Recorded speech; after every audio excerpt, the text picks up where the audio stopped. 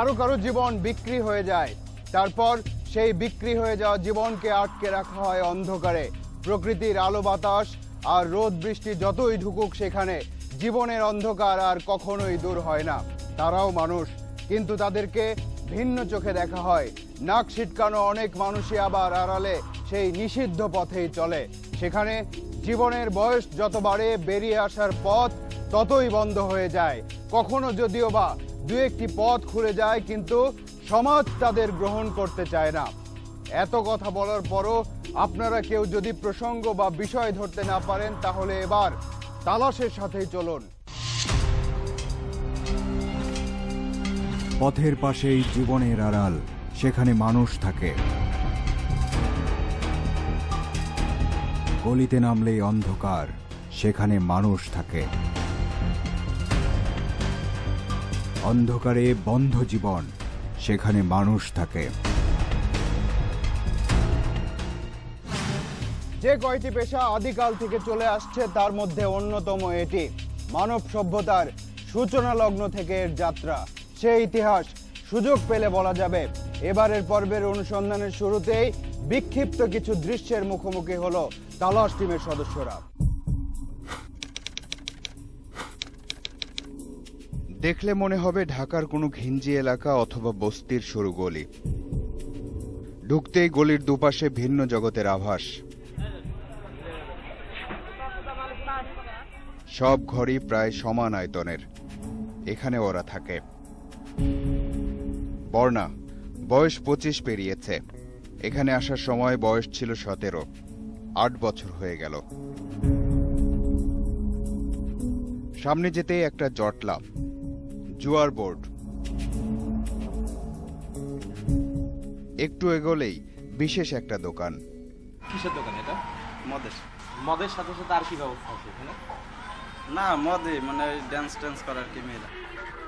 এরকম দোকান আরো আছে, কোনো বিশেষ উপলক্ষ নয়। এমন আসর নিয়মিতই বসে। পরের ঘটনাও প্রায় নিয়মিত। পুলিশও আসে কখনো কখনো। দেশের বিভিন্ন স্থানে এসব পল্লীর অবস্থান আছে। আমরা বেছে নিয়েছি ঢাকার খুব কাছের একটিকে।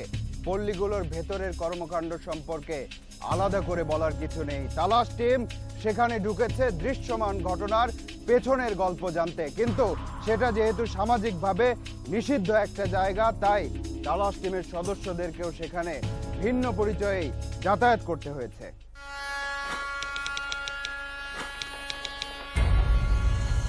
পদ্মাপাড়ের এই রেল স্টেশনের পূর্ব দিকের পাড়াটির ভিন্ন পরিচয় আছে।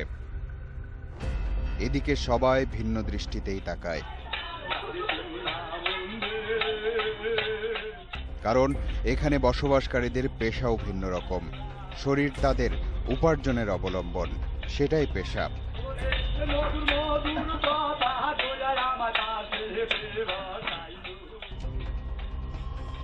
ইতিহাস দীর্ঘদিনের। এর শুরুটা হয়েছিল গোয়ালন্দ উপজেলারই কালারচরে। পরবর্তীকালে বিভিন্ন চাপে সরে আসে বর্তমান স্থানে, অর্থাৎ দৌলতদিয়ায়। এখানে 50-60টা ঘর ছিল।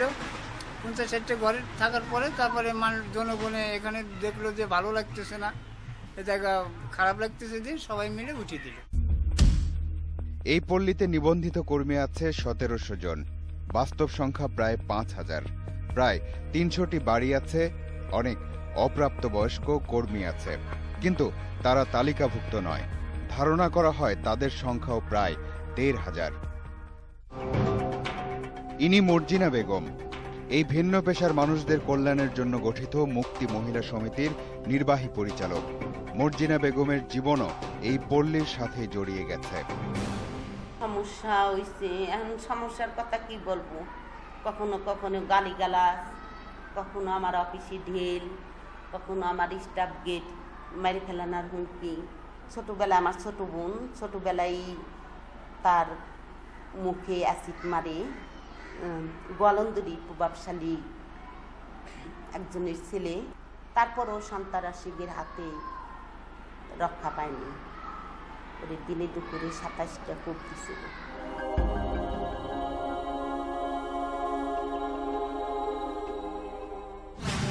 এটা দৌলতদিয়ার ওই পল্লীর ইতিহাস। সেখানে জোর করে মানুষের বয়স বাড়ানো হয়, সেখানে মানুষগুলো প্রতিদিন পণ্যের মতো প্রদর্শিত হয়। সেই পণ্য থেকে লাভের হিসাব শেষ হয়ে গেলে তারা আর কোনো হিসাবের মধ্যেই পড়ে না। সেখানে শরীরের বয়স বেড়ে গেলে উপার্জনেরও আর কোনো নিশ্চয়তা থাকে না। রিনা মাত্র 8 বছর বয়স থেকে এখানে, কিন্তু রিনার বেড়ে উঠতে সময় লাগেনি, কারণ এখানে অপ্রাপ্ত বয়স্কদেরও বড় দেখানোর ওষুধ পাওয়া যায় সহজেই। তাই এখানে কার বয়স কত সঠিকভাবে ধারণা করা কঠিন।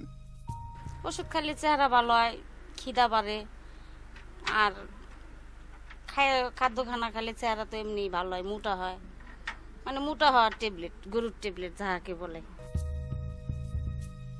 এসব ওষুধের রং কতদিন থাকে মানুষের শরীরে? এই যে এখন বয়সকালে বুঝতে পারতেছি। কি সমস্যা হচ্ছে আপনার?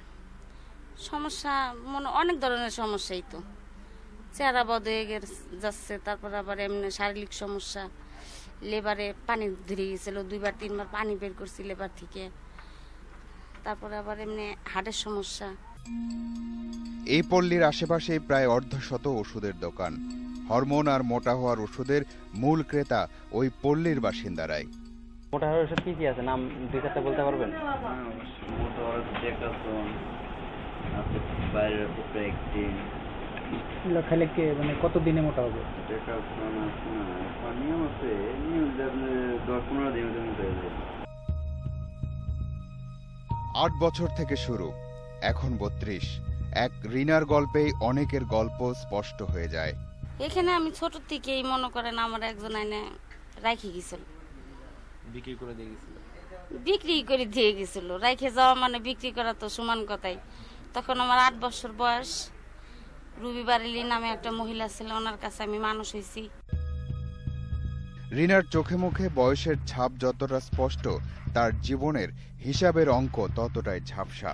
এখানে থেকে অনেক কিছু পাইছি, আবার এখান থেকে সবকিছু হারিয়ে এখন নিঃস্ব। এখন বর্তমানে তো আমার সময় খারাপ, কাজ তো করতে পারি না বাচ্চার কারণে, তারপর নিজের শারীরিক সমস্যা। একজনের বাড়িতে থাকলে সে তো টাকা কামাই করার জন্য বাড়িঘর তুলছে।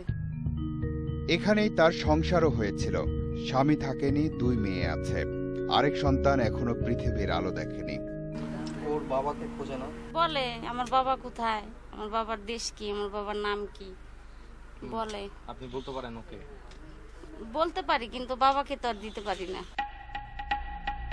পূর্ণিমা সৎ মায়ের অত্যাচার থেকে বাঁচতে প্রায় 2 বছর আগে বাড়ি ছাড়ে। তারপরের ঘটনা সিনেমার গল্প। চলো একা একা করে নিলাম বাসায়, ওই ওর বাসায় 2 দিন ছিলাম। কোন জায়গায় সেটা? আমি চিনি না তো। যে সর্দারনি তাকে কিনেছিল সে পল্লী ছেড়ে গেছে, কিন্তু পূর্ণিমা পারেনি। যদি এরকম হয় যে তোমার বাবা মা তোমাকে ফিরিয়ে নিতে আসতো, যাবার সাথে? এখানে এমন হাজারো পূর্ণিমা আছে যাদের জীবনের শেষ পরিণতিও এই পল্লীর মধ্যেই সীমাবদ্ধ থেকে যায়। আইন আছে, সেই আইনে বলা আছে অপ্রাপ্তবয়স্ক কাউকে এই পেশায় নিয়োজিত করলে কারাদণ্ড এবং অর্থদণ্ড হবে। রিনার বয়স 8 বছর থেকে 32 বছর হয়ে গেল, কিন্তু কেউ তো ধরতে পারলো না। আগেই বলেছি এটা একটা নিষিদ্ধ জগৎ। এখানে এক একটি ভিন্ন ভিন্ন মানুষের জীবন ফাঁদে পড়ে অতল গহ্বরে হারিয়ে গেলেও হয়তো কারো কিছু যায়। পার্টি চলছে, কিটি পার্টি। এই পল্লীর একটা ভিন্ন ধরনের আসর এই কিটি পার্টি। এই পার্টিতেই পরিচয় হয় স্থানীয় এক প্রভাবশালীর আত্মীয় শামীম ওরফে ট্রলার শামীমের সাথে। ট্রলার শামীম এখানে নিয়মিত। তালাশ টিমকে একটা নতুন ধারণা দিল সে। মানে ওরা যে টাকা ইনকাম করবে সম্পূর্ণ টাকা বাড়িয়ে নেবে। মানে বকরি বলতে কি? আটকানোটার এই বকরি। বকরি অদ্ভুত নাম। এই বিশেষ শ্রেণীর মেয়েদের সন্ধানে নামলো তালাশ টিম। একটা গলিতে কয়েকজনের দিকে নজর গেল, আরেকজন আবার তাদের পাহারা দিচ্ছে। কিছুক্ষণ পর কিছু একটা টের পেল মনে হয়। এরা যাদেরকে বকরি বলছে তেমন একজনকে পাওয়া গেল, সুফিয়া। তুমি জানতে পারো পরে কি করছো? পরে দেখতেছি যাই কোনো যাইতে দেয় না, সবাই পিতা আছে। জিজ্ঞাসা কথা বলতেছে না, ওর যেতে কান্দে কান্দে কোনো কিছু হয় না। ওর কথা যেহেতু 6 মাস থেকে সামনে যেতাম, ওর সময় মাসে আসতে যেতে এমনি চাইছি 5 তালের এমনি চাইছি বলে মনে আমাকে চাকরি করো, ঠিক আছে? আমার কাছে আমার বোনটেন আছে, ঠিক আছে, চাকরি করতেছে। শুনো, তোমার যদি আমি বিশ্বাস করি, বিশ্বাস করবো না? তো এরকম বিশ্বাস করি, কেউ জানে না, ভাই বোন কেউ জানে না।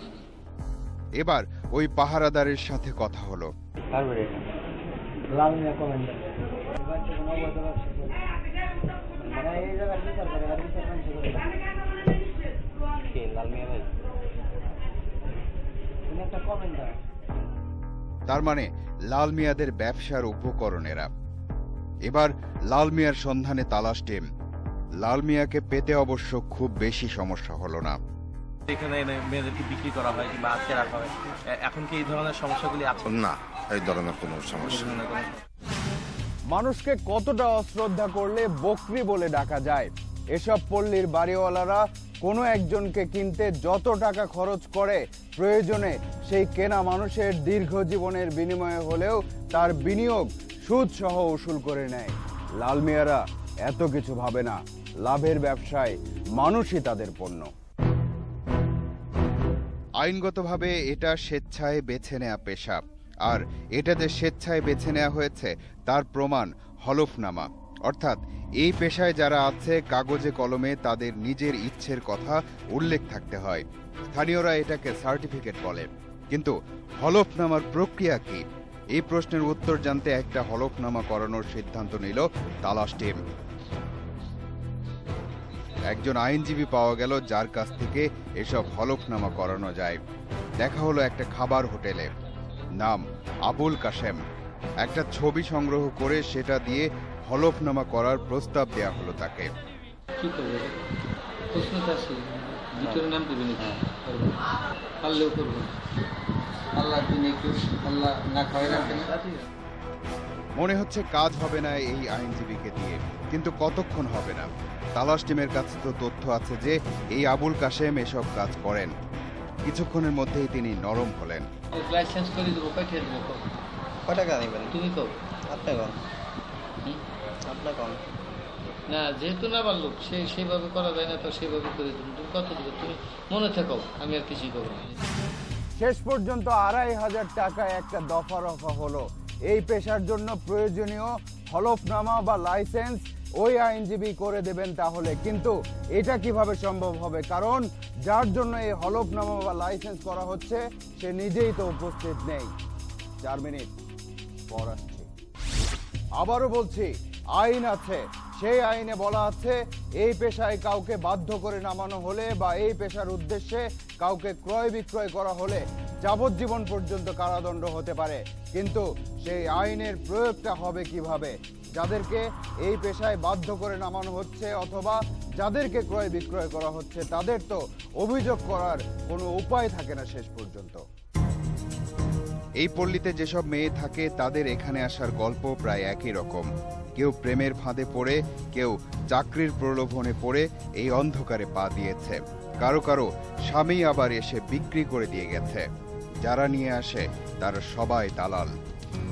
প্রথম কিছুদিন জোর করে আটকে রাখা হয়, তারপর একসময় তাদের নিজেদেরই যাওয়ার পথ বন্ধ হয়ে যায়। দালালেরও নাকি আত্মসম্মান আছে, তাই পুরো প্রক্রিয়া বলতে চায় কিন্তু পরিচয় প্রকাশ করবে না। ওই ঢাকা থেকে, ওই আপনার মাদার থেকে, গার্মেন্টস থেকে ওখানে লোক সেট করা আছে আমাদের।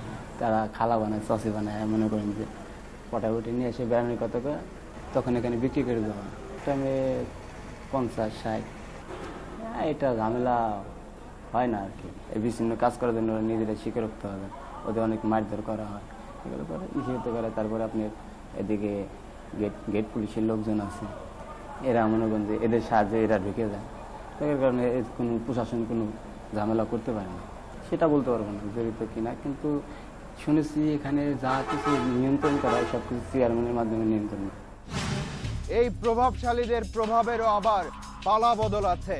এক আমলে একজন প্রভাবশালী তো অন্য আমলে আরেকজন। তারাই পরোক্ষ ছায়া দিয়ে রাখে, তারাই মানুষকে পণ্য বানানোর এই ব্যবসাকে নিরাপদ রাখে। কারণ লাভের অঙ্কটা তাদের জানা আছে। ট্রলার শামীমের কথা মনে আছে? ওই যে স্থানীয় এক প্রভাবশালীর আত্মীয় যাকে আপনারা বিরতির আগে দেখেছিলেন, সেদিন আরো কিছু কথা হয়েছিল তার সাথে।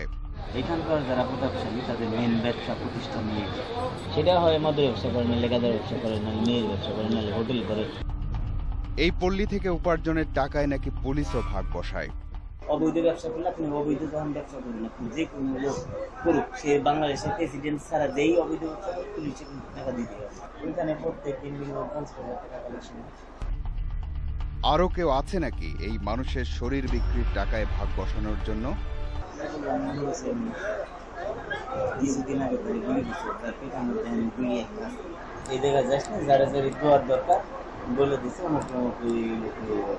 এখন তো আমরা আসার সময় মনে করেন যে 4 জন আসি, আসার সময় 150 টাকা দিয়েছি। এটা তো একটা সাথে নুরু চেয়ারম্যানের সাথে কথা হলো ফোনে। 2-3 জন বাড়িওয়ালার সাথে কথা বললাম, ঝামেলাগুলি যাতে না হয় এই জন্য নাকি আপনার লোকজনকে টাকা দেয়া লাগে, কিংবা সেই টাকা নাকি আপনাকেই দেয়া লাগে, এরকম অভিযোগ উঠছে। না ভাই, এটা সম্পূর্ণ আমার বিপক্ষের লোক হয়তো করতে পারে। আচ্ছা, আপনার নিজে কয়টা বাড়ি আছে? হ্যাঁ, ওই জায়গা তো আমার বাড়ি না, ওই একটা মেয়ের আমি ভালো জানি। হ্যাঁ, ওই মেয়েটার আমি বিয়ে করে বাইরে নিয়ে, সেই মেয়েটা ছিল ওই বাড়ি। রশিদ শেখ, এই পল্লীতে তারও একটা বাড়ি আছে, তারও এই ব্যবসায়। 2 নম্বর ব্যবসা করতে গেলেই তার সমস্যা হবে। এলাকার নেতা যারা আছে, চেয়ারম্যান আছে, মেম্বার আছে, এরা পায়, কিন্তু টাকা তো বড় জায়গায় বন্ধ দিতে হয়। সে তো মনে করে যে আমলেকের এক নেতা, তারপরে চেয়ারম্যান, সে রাজবাড়ি জেলার ভিতরে এমপির ছোট ভাই। এবার দেখা যাক পুলিশ কি বলে।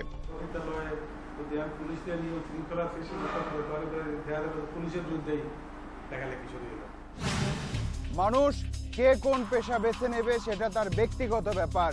এই পেশাও যে কেউ চাইলে বেছে নিতে পারে, কিন্তু এক্ষেত্রে সেটা তার ইচ্ছের বিরুদ্ধে নয়, তার প্রমাণ থাকতে হবে। এই প্রসঙ্গেই হলফনামা বা লাইসেন্সের ব্যাপারটি সামনে চলে এসেছিল। তালাশ টিম সে পথেও হেঁটেছে। এবার দেখা যাক সেটার সর্বশেষ কি অবস্থা। অ্যাডভোকেট এম এ কাশেমের কথা মতো রাজবাড়ী জেলা ও দায়রা জজ আদালতে হাজির তালাশ টিম। একজনের ছবি তাকে আগেই দেয়া হয়েছে, এবার পতিতাবৃত্তির হলফনামা বা সার্টিফিকেট সংগ্রহ করতে হবে। তার নাম দেয়া হয়েছে তাসলিমা। আগের ছবিতে সমস্যা থাকায় নতুন করে আরও 2 কপি ছবি লাগবে। তাসলিমাকে ছাড়াই আঙ্গুলের ছাপও পড়ল স্ট্যাম্পের উপর। বাকি প্রক্রিয়াও এগিয়ে চলল দ্রুত। আধা ঘন্টা পর অ্যাডভোকেটের অন্য এক সহযোগী নোটারি পাবলিকের টেবিলে গিয়ে সব শেষ প্রক্রিয়া সম্পন্ন করলেন। এরপর অ্যাডভোকেট কাশেম হলফনামা বা সার্টিফিকেট তুলে দিলেন তালাশ টিমের এক সদস্যের হাতে। তারপর টাকা নিয়ে নিন। আপনি টাকা না, সেটার ভিডিও কিন্তু আমাদের কাছে আছে। প্রত্যেকটা মুহূর্তে আমাদের কাছে ভিডিও আছে। আপনি সত্য স্বীকার করেন, হয়ে যাবে। আমি সই করিনি। হ্যাঁ, আপনি সই না করেন, কিন্তু কন্ট্রাক্ট তো আপনি নিচ্ছেন, আমি এইভাবে বানিয়ে দিচ্ছেন। না, আমি বানাইনি ওটা। হ্যাঁ, এরকম কয়টা বানিয়েছেন আপনি? আমি বানাইনি, একটাও বানাইনি। একটাও বানাইনি না।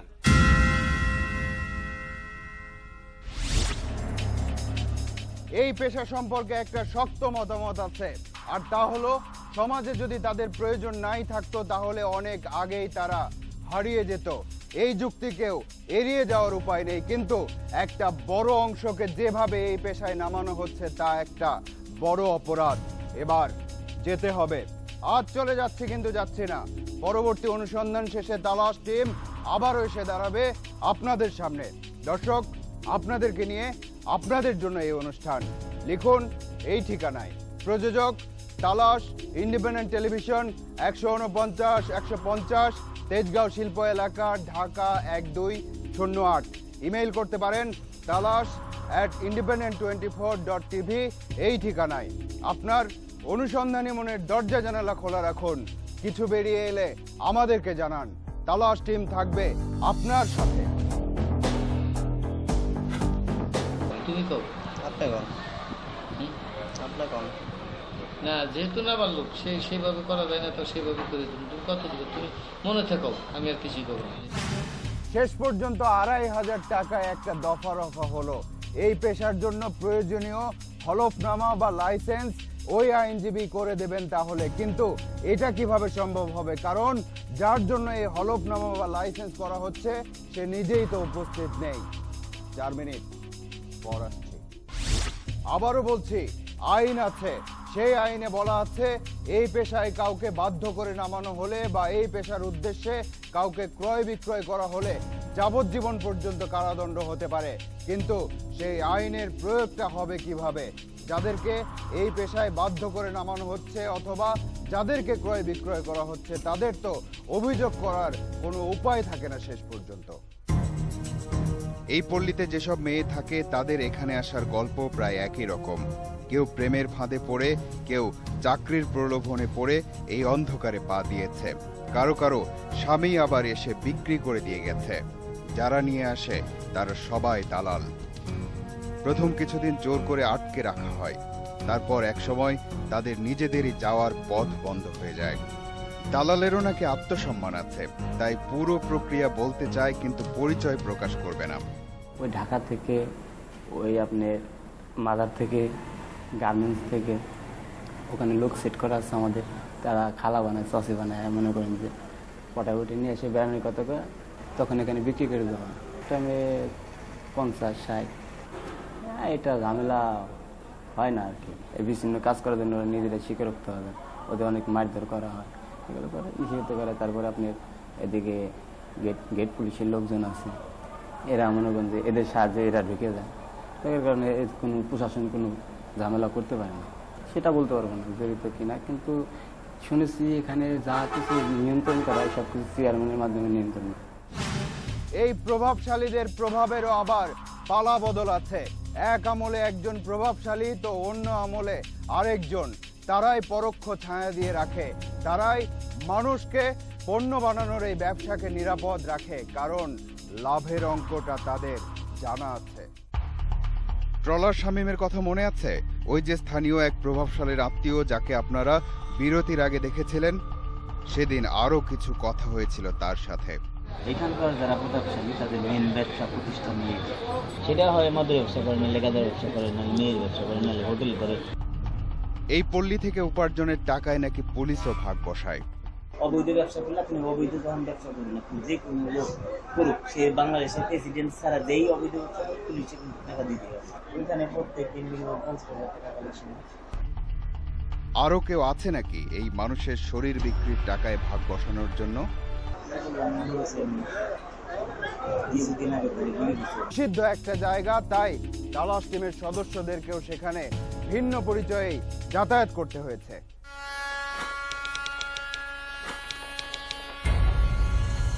পদ্মাপাড়ের এই রেল স্টেশনের পূর্ব দিকের পাড়াটির ভিন্ন পরিচয় আছে। এদিকে সবাই ভিন্ন দৃষ্টিতেই তাকায়, কারণ এখানে বসবাসকারীদের পেশাও ভিন্ন রকম। শরীর তাদের উপার্জনের অবলম্বন, সেটাই পেশা।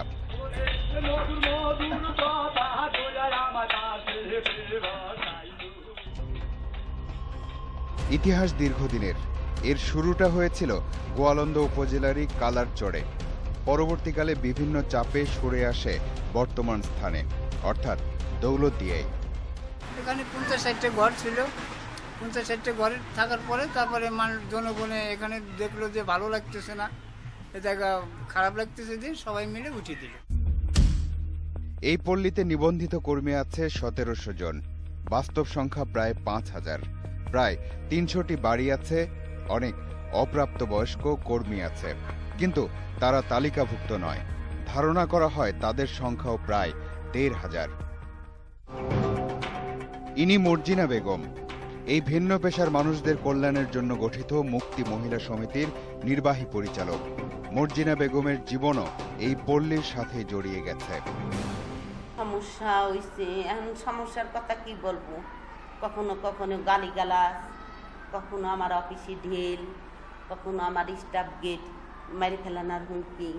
ছোটোবেলায় আমার ছোটো বোন ছোটোবেলায় তার মুখে অ্যাসিড মারে গোয়ালন্দরি প্রভাবশালী একজনের ছেলে। তারপরও সন্ত্রাসীদের হাতে রক্ষা পায়নি। ওদের দিনে দুপুরে 27টা কূপ দিছিল।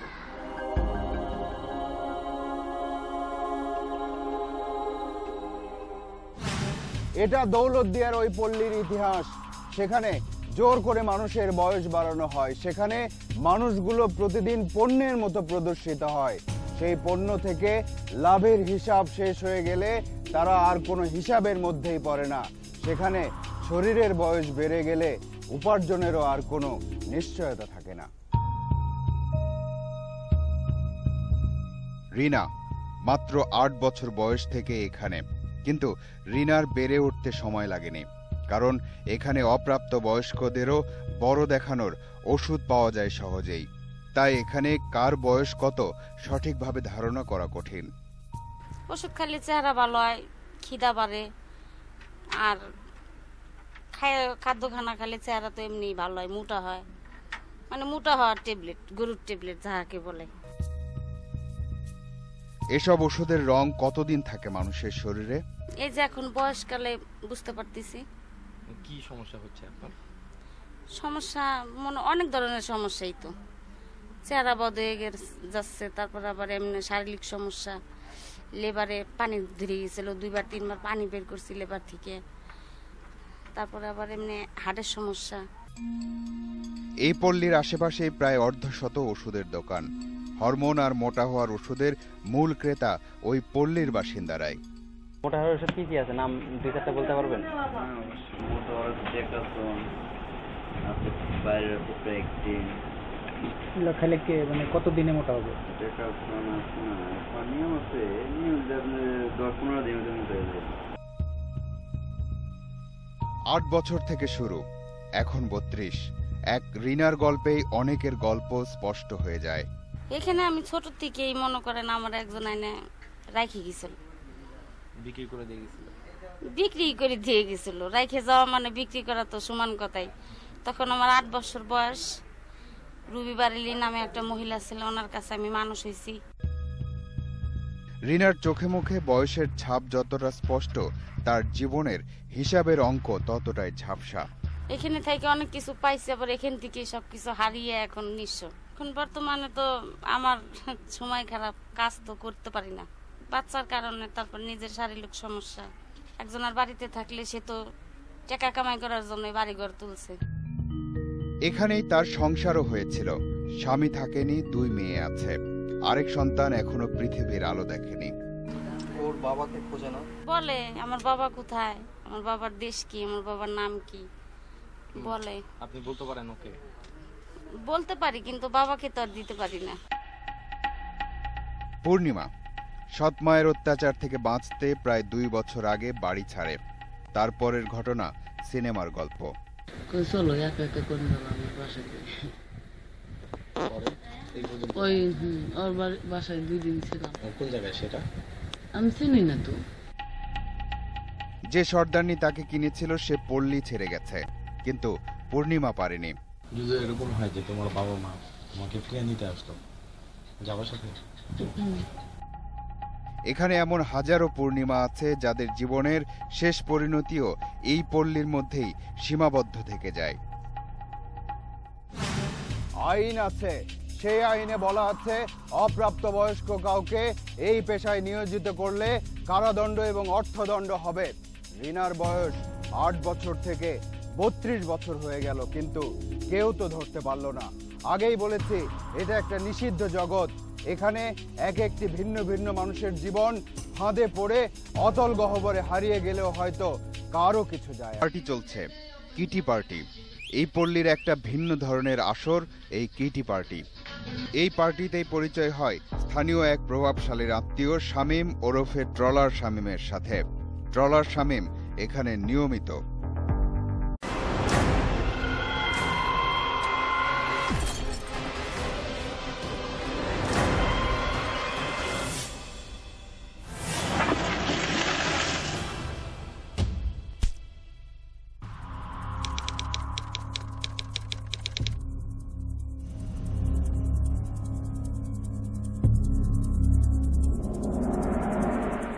কারো কারো জীবন বিক্রি হয়ে যায়, তারপর সেই বিক্রি হয়ে যাওয়া জীবনকে আটকে রাখা হয় অন্ধকারে।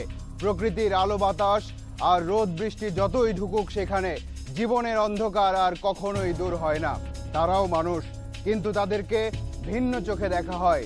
নাক ছিটকানো অনেক মানুষই আবার আড়ালে সেই নিষিদ্ধ পথেই চলে। সেখানে জীবনের বয়স যত বাড়ে বেরিয়ে আসার পথ ততই বন্ধ হয়ে যায়।